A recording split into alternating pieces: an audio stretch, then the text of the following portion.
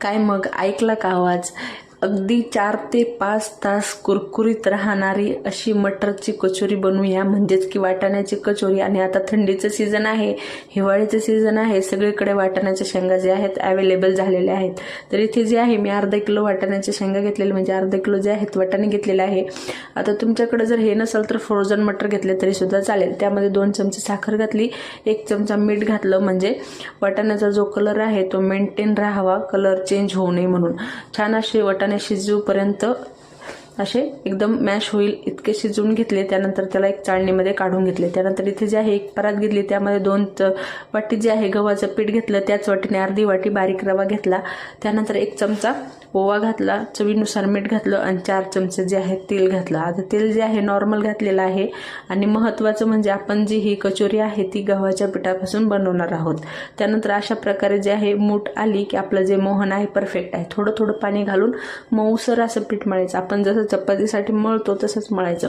त्यानंतर इथे जे आहे काही मसाले घेतले, म्हणजे अद्रकचा तुकडा 2 चमचे, धने 2 चमचे, कच्ची बडीशोप अर्धा चमचा, काळी मिरी 5 ते 6 लसणाच्या पाकळ्या आणि 2 ते 4 हिरव्या मिरच्या. त्या मिक्सरला वाटून घेतल्या. तोपर्यंत इकडे वाटाणे जे आहे थंड झालेले होते, स्मॅश करून घेऊया.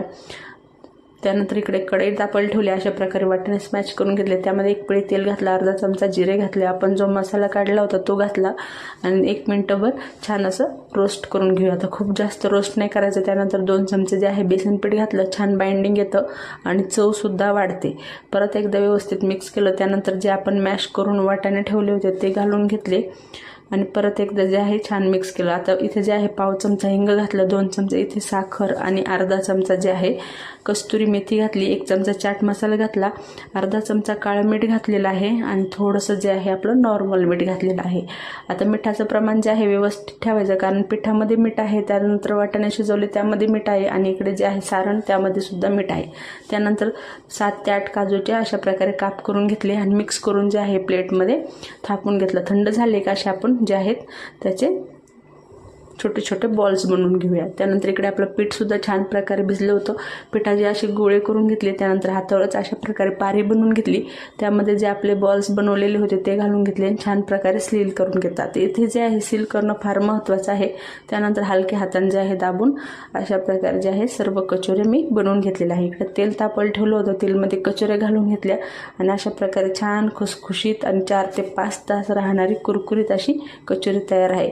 सविस्तर व्हिडिओ पाहण्यासाठी खालील दिलेल्या त्रिकोणी बटनावर क्लिक करा आणि सबस्क्राईब करा. आवडला असेल तर लाईक, शेअर, सबस्क्राईब.